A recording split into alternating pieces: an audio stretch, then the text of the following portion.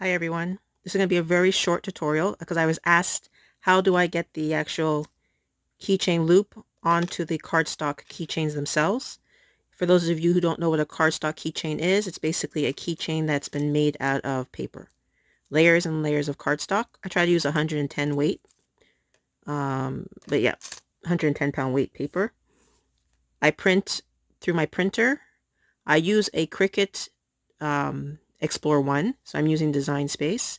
So what I do is I download my CLIPART to Design Space, I print it, then the machine will cut it out, and I do the other layers, same shape as the original printout, but it just in solid cardstock. Then what I do is I assemble all the layers using regular white glue because it's more forgiving. It allows you to move the paper around without drying too quickly. And then I coat either with a very thin layer of triple thick gloss, or I spray with the Mod Podge clear acrylic spray. Let that dry, and then I put my resin on top. And I like to use UV resin because it takes about 2 to 3 minutes to cure. It's not a long time for it to get hard, unlike regular epoxy, which takes about 12 to 24 hours, sometimes even longer. So let's just get to the video. So basically these are just very simple jump rings. For those of you who don't know how to assemble the jump rings, they come separate like that. You take your jump ring with your pliers. You can probably even just do it with your nails. And you never separate it from left to right. You always go front to back, like that. So after I've assembled as many loops as I want, let me just show you. So always front to back. So once I have the number of loops I want, I will put on the bigger one.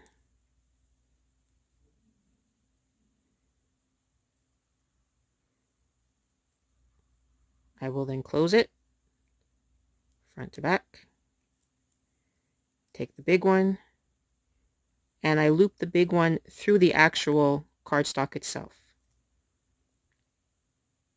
I prefer the bigger loops because the cardstock, depending on how big I make the circles, and I have other videos to show you how to get to this stage.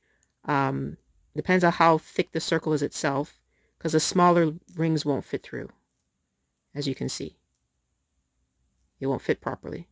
So what I do is I go in sideways, go like that, and I close front to back.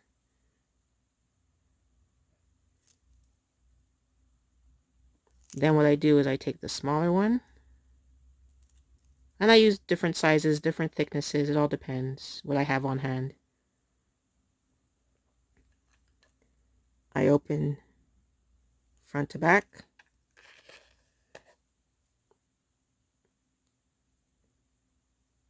And then I slide, oops, it's not open enough.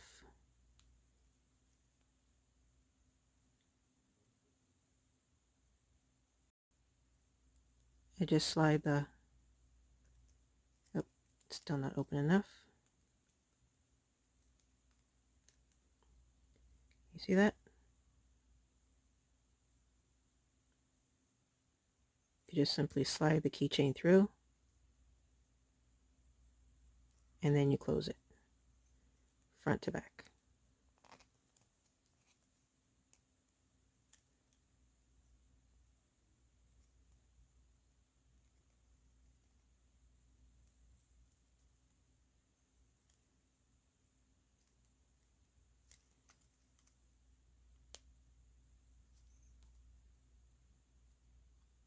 Can you see that? So there you go. Everything has been assembled. And then that's basically it. Some people like to have all the jump rings uniform. I like to go from large to small. I just think it's cute. But like I said, you can get jump rings in silver, gold, black, whatever colors. And they come also in different thicknesses. Some of the keychains that I do get have a chain attached to it, so I don't have to go through all this. I am waiting for an order from Amazon. But for now, I like to just make my own chains. Sometimes I will add extra decoration, like maybe some charms, some beads, or whatever else. I'll probably do that later on. But that's it, as requested. And that's how you get the keychain onto your cardstock charms. So in the description below will be a link to where I get my clip art from. It's from a company called For Plan or Play. Very affordable. You can get jump rings at any jewelry store. You can order them from Amazon. I just happen to have an overstock because I used to make bracelets and earrings and everything else. You can use any kind of cardstock that you wish. You can even do your charms with foam, what do they call it? Pressed wood, chipboard, even bristleboard, whatever supplies you have. The resin itself makes the cardstock very durable. And there you go. So for those of you who have an overstock of cardstock, don't sell it, don't give it away. If you're done making cards, if you want to add extra design to your cards, try making some of these. You can check out my other videos. There's a video on how to do the cardstock keychains step by step. Also on how to assemble and to resin everything. So thank you guys very much for joining in. Please like and subscribe and turn on the notification bell for any upcoming videos. I'm going to try to upload at least once a week. If you have any requests in regards to some other projects, please let me know, preferably with cardstock itself. I do paper quilling, I do cards, interactive moving cards, shaker cards, etc. So please keep a lookout for those videos. Please be safe out there, and wishing you guys all the best.